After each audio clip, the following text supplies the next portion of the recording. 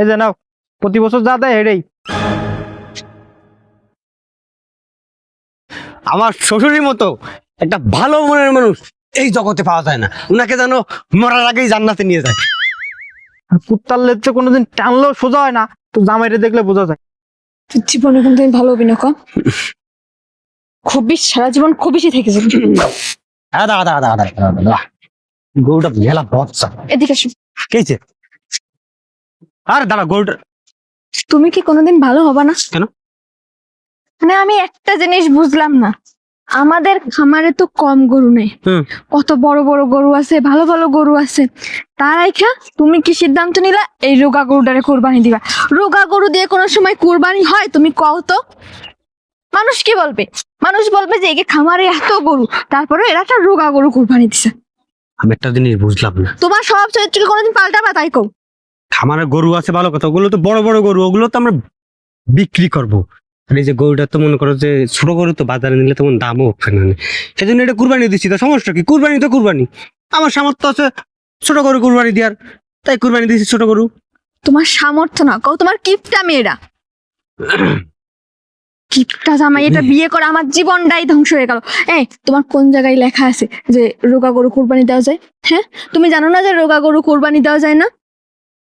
তুমি হচ্ছে আমার ঘরের স্ত্রী, তুমি যদি আমার সাথে এরকম করো তাইলে হইব, তুমি আমার সাপোর্ট করবা। আর এই গরু তো ভালো গরু, তুমি চিল্লাচ্ছ কেন? আশেপাশের লোকজন কিছু না।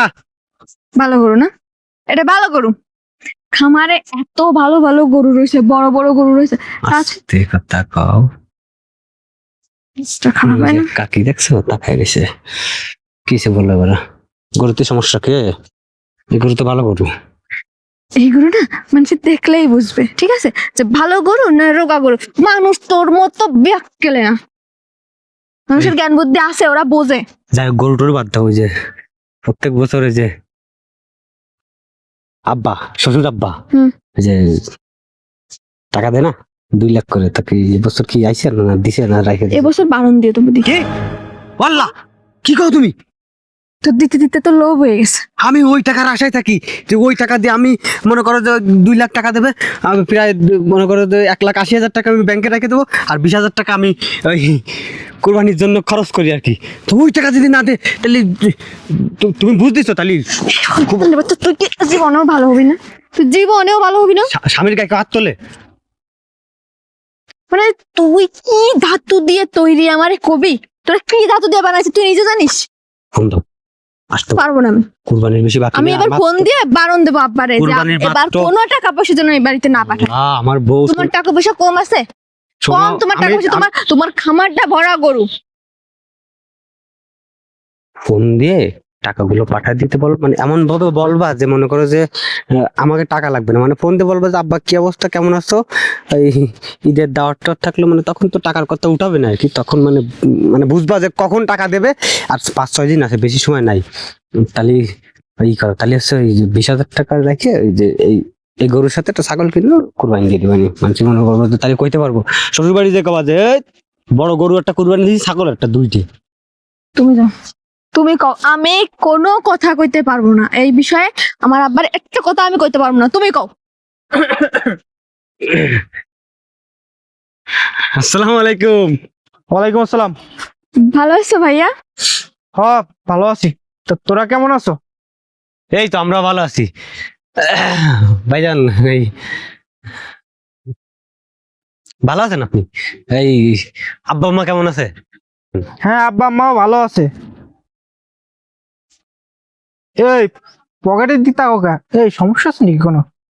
তা তোমরা কুরবানি দিবা না? হ ভাইজান, কুরবানি তো দিব। এইবার বেশ বড় সড়ো একটা গরু রাখছি, ওই যে ওই খামার দিয়ে ওইটা বাইর করছি।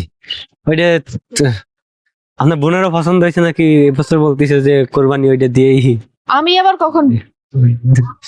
ওইটা দিয়েই কোরবানি দেবে এবছর। তুমি মিয়া কোনোদিন ভালো হইবা না?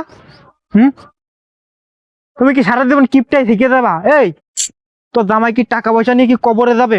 এই তোমার খামারে দেখছি কত বড় বড় গরু, তার আইকা তুমি এই যে ইয়াবা কর, ডেন্ডি কর, হাড্ডি বেড়ে গেছে, এই বাছুর দিয়ে কুরবানি দিবা?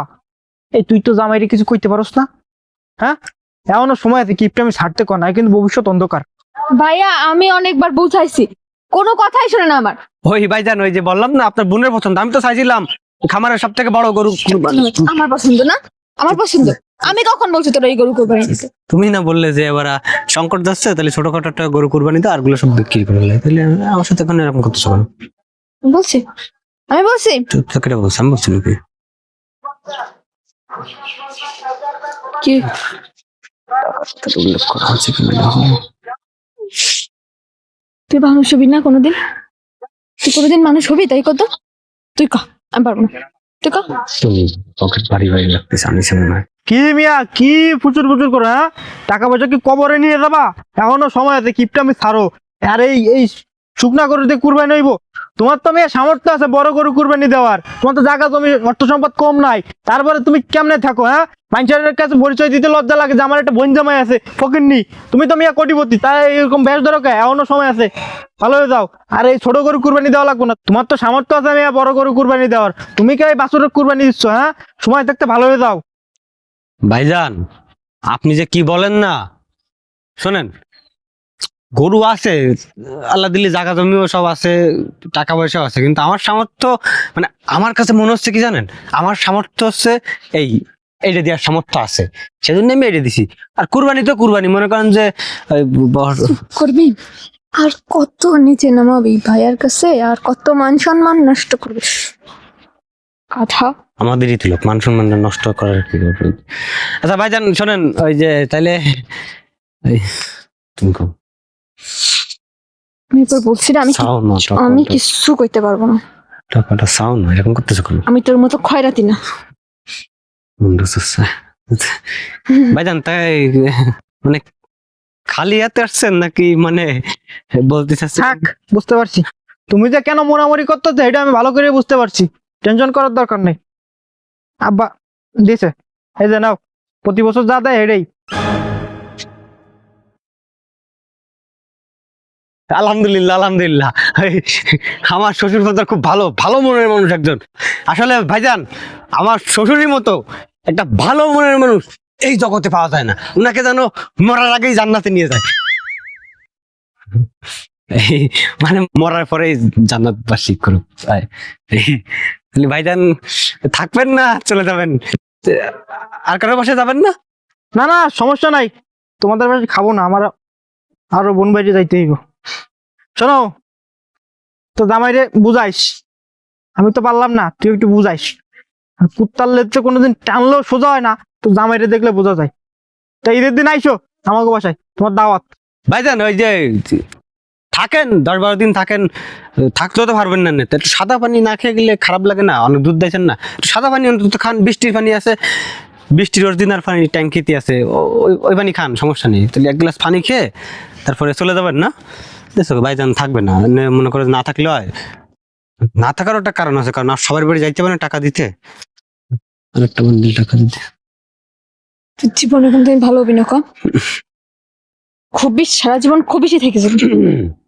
না না না, সাদা পানি বৃষ্টি পানি কিছুই খাবো না। তোমার মুখের কথা যে শুনবে না, তার অন্তর একবার ঠান্ডা হয়ে যাবে, জুড়াই যাইব। আমারও অন্তর জুড়ে গেছে, ভিতর মনে হচ্ছে এসি বইতাছে, বুঝছো? আমি যাই, ঠিক আছে? তোমরা ভালো থাকো, ভালো থাকিস বোন।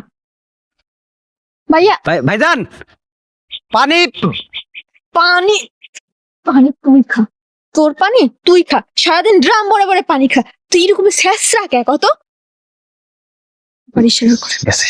তুই এরকম স্যাঁচরা কে? এইটা কর মানে তুই, মানে তুই কি বিড়ালের মাংস খাস? হ্যাঁ, তুই এইরকম কে? তুই কি কোনোদিন একটু আল্লাহর রাস্তায় ভালো হইতে পারবি না? আচ্ছা আমি একটা জিনিস বুঝলাম না, আমার শ্বশুর বাড়ি আমার একটা অধিকার আছে না? আর শোনো, এই সামনের কোরবানিতে যে টাকার বান্ডিল গুলো একটু মানে দুইটা ধরলে কেমন লাগে, মানে কার বান্ডিল তোর পুরো 3টে হইলে একটু ভালো টাকা? হয়। তুই জামাই মানুষ, তুই টাকা দিবি আরো?